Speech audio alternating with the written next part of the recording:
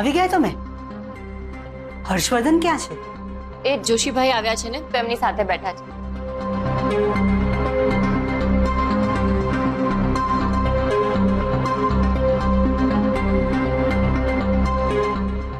દત્તુ કાકા,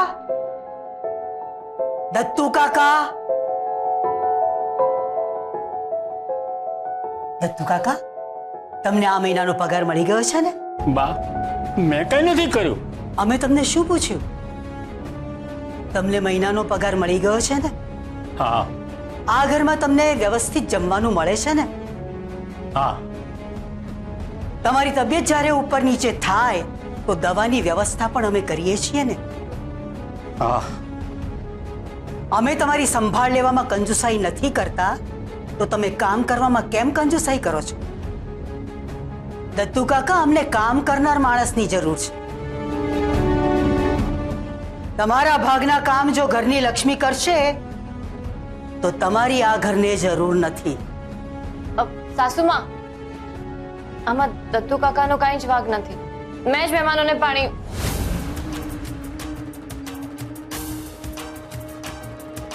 હવેથી આ વાતને ધ્યાનમાં રાખજો. ફરીથી આવું બિલકુલ ન થવું જોઈએ.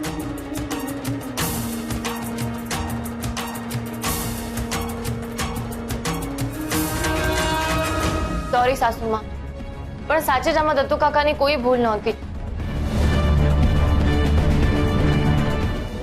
દત્તુ કાકા આ ઘરના કામ કરે છે. એ આ ઘરના નોકર છે અને તમે આ ઘરના વહુ છો.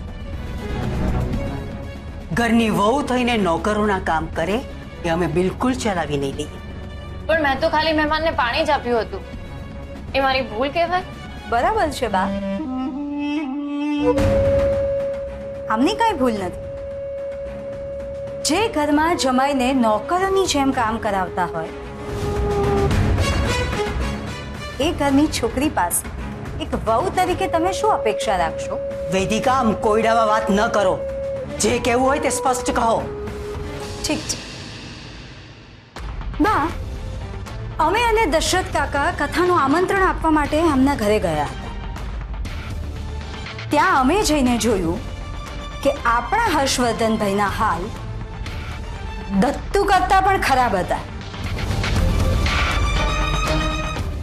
એ બધા માટે ઉપમા બનાવી રહ્યા હતા. નોકરની જેમ ખભા પર ગમછો નાખી અને આમના ઘરવાળાને આગ્રહ કરીને ખાવાનું પીરસતા હતા.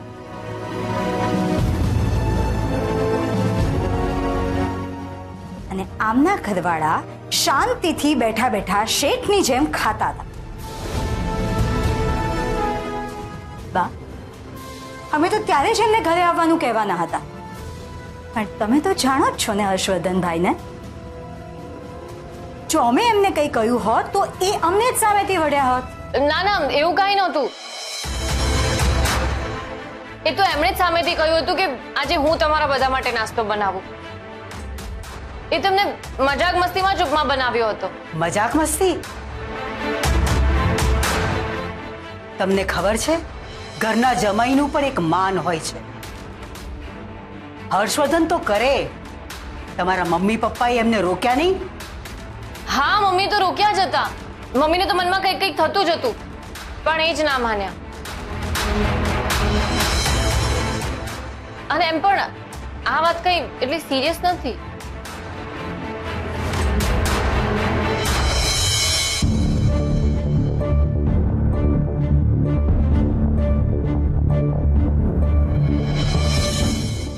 ઠીક છે, તમે જઈ શકો છો.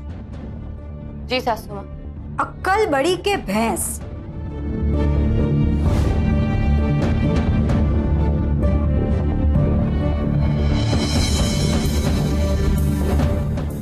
વેદિકા, એ તમારા દેરાણી છે. આ વાત તમે ભૂલશો નહીં. એ વાત અમે ક્યારેય નહીં ભૂલીએ બા. પણ અમે જે વાત કહીએ છીએ 100% સાચી છે કે હર્ષવર્ધનભાઈની હાલત દત્તુ કરતા પણ... આ વિશે અમારે કોની સાથે વાત કરવી અને કોની સાથે નહીં એ અમે સારી રીતે જાણીએ છીએ. તમે અહીંથી જઈ શકો છો.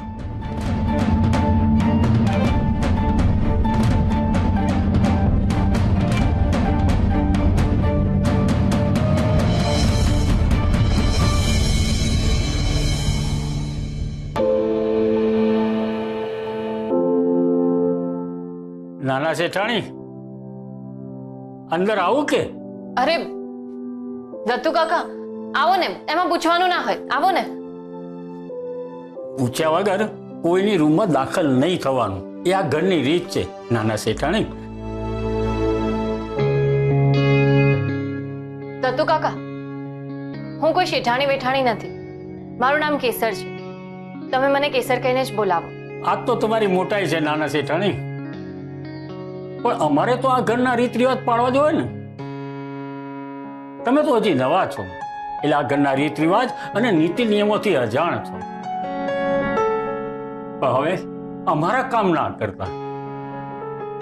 અમે તમારા કામ માટે અને તમારી સેવા માટે હાજર જ છીએ. કંઈ પણ કામ હોય ને તો અમને જાણ કરજો. પણ દત્તુ કાકા, ઘરે આવેલા મહેમાનોને પાણી પીવડાવવું એમાં નાના થોડી થઈ જવાય.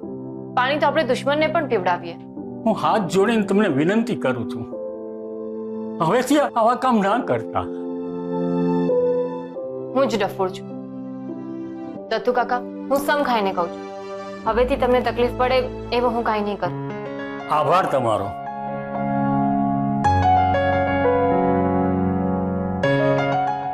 શું થયું? ખરેખર તમે નસીબદાર છો કે અમારા નાના શેઠ જેવા તમને ઘરવાળા મળ્યા. તમારા લગ્ન પછી હું મહાદેવજીના મંદિરે ગયો હતો અને ત્યાંથી તમારા માટે ભેટ લાવ્યો છું.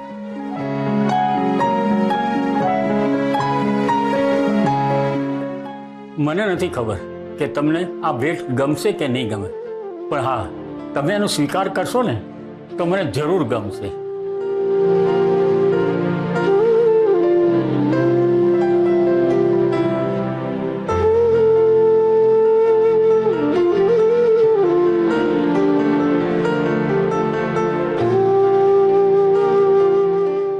ગઈ વખતે મોટા શેઠાણીબાનો મોંઘા ભાવનો વાજ મારાથી તૂટી ગયો હતો. એ વખતે તમે મને બચાવી લીધો હતો. એ ઉપકારનો બદલો વાળું છું એવું ના સમજતા. વડીલોના આશીર્વાદ તરીકે આ સ્વીકારી લો. દત્તુ કાકા, અરે ના ના ના, આવું ના હોય બેટા. દત્તુ કાકા, હું નાની છું ને, મોટાઓએ નાનાઓને આશીર્વાદ આપવા જોઈએ. તો તમે મને આશીર્વાદ આપો. સુખી થાઓ.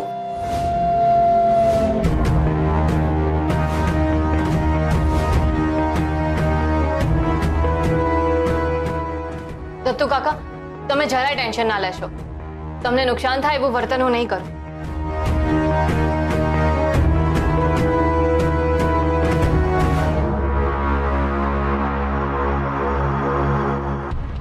મને તો કાંઈ જ સમજાઈ નથી રહ્યું કે હું શું કરું શું ના કરું.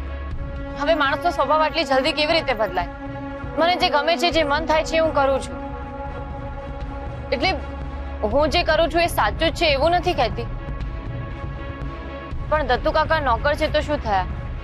એ વડીલ તો છે ને, એ મારી ડેડીની ઉંમરના છે. હવે કોઈ વડીલ માણસ આપણને પ્રેમથી ભેટ આપે તો આપણે થેન્ક યુ કહીને એમના આશીર્વાદ ના લેવા જોઈએ? મારા માટે તો આ જ મારા સંસ્કાર છે. તો મેં એમને પગે લાગીને એમના આશીર્વાદ લીધા, એમાં શું ખોટું કર્યું? હવે કોઈ વડીલને પગે ના લાગે તો એમને ખોટું લાગે, પછી આપણા વિશે વાત કરે કે આ દીકરીને કેવા સંસ્કાર આપ્યા છે.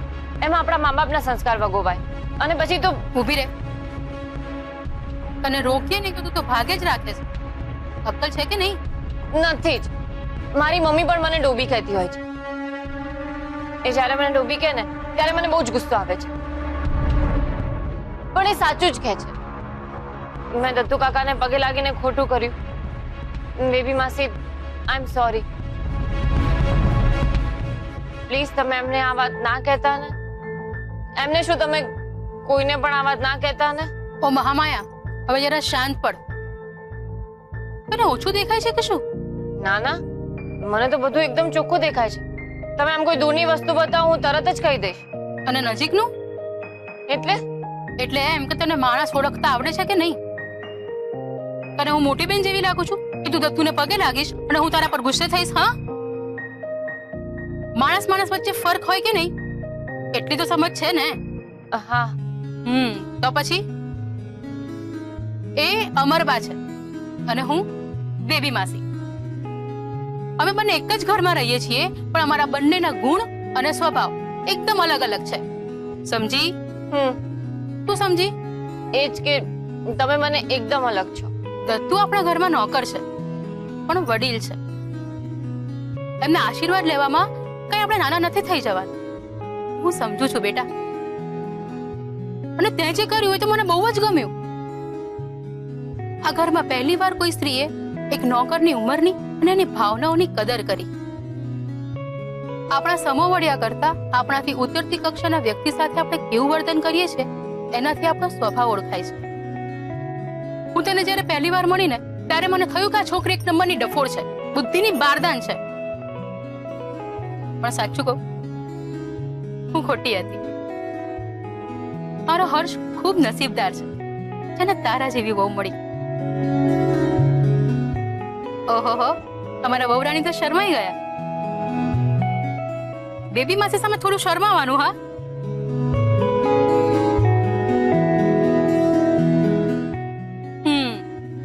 પગફેરા થઈ ગયા. હવે શું? હવે પૂજા કરવાની, બીજું શું? હે ભગવાન, તારી મમ્મી તને ડફોડ કહે છે ને એકદમ બરાબર છે. હા હા ના કર, તું ડફોડ નહીં મૂર્ખ પણ છે. મને મારા હર્ષની ચિંતા થવા લાગી છે. હમણાં સુધી તો મારા વખાણ કરતા હતા. તમે બંને અહીંયા જ છો? 100 વર્ષ જીવવાનો છે તું. હમણાં તને જ યાદ કરતી હતી. અચ્છા, હા હા, મને તારી પત્નીની બહુ ચિંતા થઈ રહી છે. કેમ, શું થયું? પગ ફેરા પછી શું કરવાનું હોય એ સમજાવ એને. શું કરવાનું?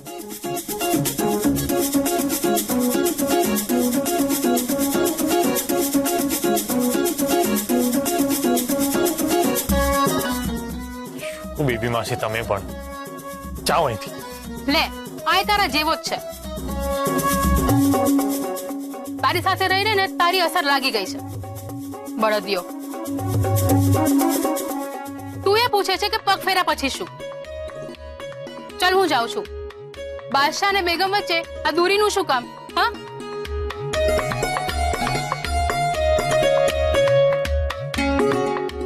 ચંદ્રની ચાંદનીમાં તારે શું કરવાનું એ ખબર છે ને? બેબી માસી,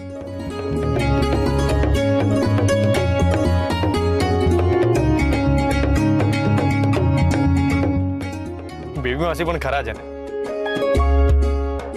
તો ઓકે છે ને કેસર? આઈનું નવું ઘર છે એટલે તને એડજસ્ટ થવામાં થોડોક સમય લાગશે, પણ મને તારી પર વિશ્વાસ છે, તો એડજસ્ટ થઈ જ જઈશ. કાલે સત્યનારાયણની કથા છે એટલે કાલે તને બિલકુલ પણ આરામ નહીં મળે. જો કે તું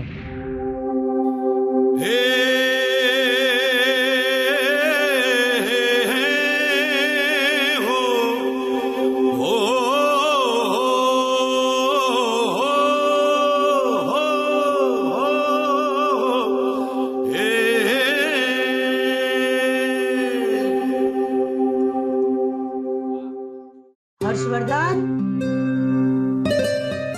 આવ્યો.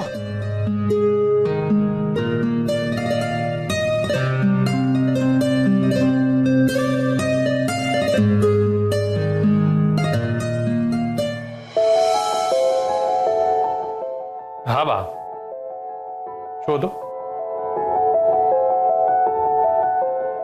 તમારો થાક ઉતરી ગયો હોય તો અમારે તમારી સાથે વાત કરવી છે. બેસો. બા, મારાથી કઈ રહેવા દો. અમે અહીંયા તમને કોઈ કામ કરવા માટે નથી બોલાવ્યા.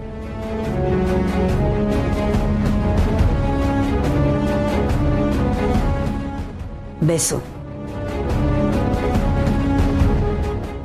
જી બા, જેવી તમારી આજ્ઞા. આજ્ઞાનું પાલન ફક્ત વાણીમાં નહીં, વર્તનમાં પણ હોવું જોઈએ. બા, તમે આજે કોયડામાં વાત કરી રહ્યા છો. તમે આજથી પહેલા ક્યારે મારી સાથે આવી રીતે વાત નથી કરી. હર્ષવર્ધન, તમારા નામની પાછળ આપણા પરિવારની અટક લાગે છે. ભલે એ નામની પાછળ લાગે છે, છતાંય અટક પ્રત્યે માન એટલું જ હોવું જોઈએ જેટલું આપણને આપણા નામનું હોય છે. બાપ, તમે સ્પષ્ટ રીતે વાત કરશો તો સારું લાગશે. મારી કઈ ભૂલ થઈ છે? જુઓ બા, હું આપણા પરિવારની આબરૂને ડાઘ લાગે એવું કાંઈ જ નહીં કરું. એટલો વિશ્વાસ તમને હોવો જોઈએ મારી ઉપર. અને કદાચ ભૂલથી મારાથી એવું કંઈક થઈ ગયું હોય. વેદિકાએ અમને કહ્યું કે આજે તમે તમારા સાસરે જઈ ખભે કપડું નાખી અને એક નોકરની જેમ કામ કરતા હતા. એ લોકોને જમવાનું પીરસતા હતા. હા, મેં એમના માટે નાસ્તો બનાવ્યો ને એમને ખવડાવ્યો. એટલે તમે તમારા સાસરે જઈને ભૂલી ગયા કે તમે કોણ છો? આપણા ખાનદાનનો માન મર્તબો જાળવવો એ તમારી ફરજ છે કે નહીં? અને આ વાત અમારે તમને કેમ વારે ઘડીએ યાદ અપાવવી પડે છે? બા, કઈ પોલીસની નોકરીમાં તમે આપણા પરિવારનો માન મર્તબો જાળવવો ભૂલી જાઓ છો એ તો ઠીક, અમે કાંઈ કહેતા નથી, પણ સામાજિક દ્રષ્ટિએ આપણા પરિવારનો માન મર્તબો જળવાવો જોઈએ કે નહીં? દર વખતે જો આવું થતું રહેશે તો અમે બિલકુલ ચલાવી નહીં લઈએ. હા બા, પણ મારું માનવું છે કે જે કામ સ્ત્રી કરી શકે, જે કામ પુરુષે પણ કરવા જ જોઈએ. આમાં માન મર્તબાનો કોઈ સવાલ જ નથી. એટલે બેઝિકલી બા, આ વાતને બહુ સિરિયસલી લેવાની જરૂર નથી. જેમ તમે મારા બા છો, હું તમારા માટે કાંઈ પણ કરી શકું છું, એમ કેસરના મમ્મી પપ્પા પણ મારા માતા પિતા થાય જ ને. તો પોતિકા લોકો માટે કાંઈ પણ કરીએ એમાં ખોટું શું છે? અને મેં એમના માટે ખાલી નાસ્તો જ બનાવ્યો ને. પોતિકા? એ લોકો ક્યારથી તમારા પોતાના થઈ ગયા? ત્યારથી તમારી મંજૂરીથી મારા કેસર સાથે લગ્ન થયા ત્યારથી. અને બા, કહેવાય છે ને કે લગ્ન ફક્ત છોકરા અને છોકરીના નથી થતા, બે પરિવારના થાય. મારો એ પરિવાર સાથે સંબંધ જોડાયો છે તમારા લીધે. 1 મહિના પહેલા તો હું કેસરની ફેમિલીને ઓળખતો પણ નહોતો, હમણાં ઓળખતો થયો. અને એમની દીકરી કેસર સાથે મારા લગ્ન થયા. અમારે એના વિશે પણ વાત કરવી છે તમારી સાથે. કરી શકું છું? હા હા, કેમ નહીં, અધિકાર છે તમને. અધિકાર? અધિકાર છે ને? ના ના, આ તો પૂછવું જરૂરી લાગ્યું એટલે પૂછ્યું. બાકી તમારા પત્ની એકદમ અસંસ્કારી અને બાલિશ. અમે માનીએ છીએ કે હજુ નાના છે, પણ એટલા પણ નાના નથી. એમને આપણા પરિવારના રીતિ રિવાજો, પ્રતિષ્ઠા, માન મર્તબા વિશે એમને સમજાવો અને એ પ્રમાણે વર્તન કરવાનું શીખવાડો. શીખવાડવું જરૂરી છે.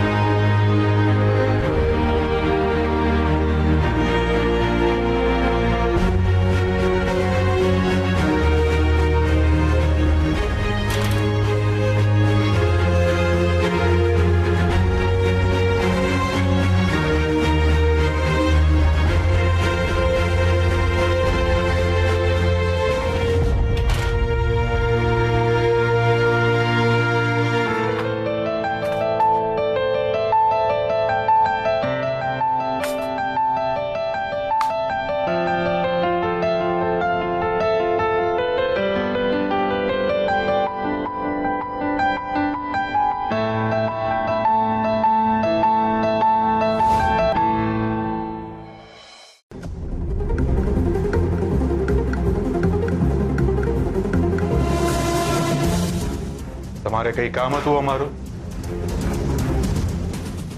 ના, હું તો એમ જ આવી હતી. તમારી પાસે કેટલી બધી બુક્સ છે ને? આ જીએસટી ની બુક મળી તો એ જોતી હતી. જોઈ લીધી? હા, એટલે ઉપરથી જોઈ, 2-4 લાઇન્સ વાંચી. જો આ જીએસટી તમારા કામનું નથી. કઈ સમજાશે નહીં. માથું મારવાનું રહેવા દો.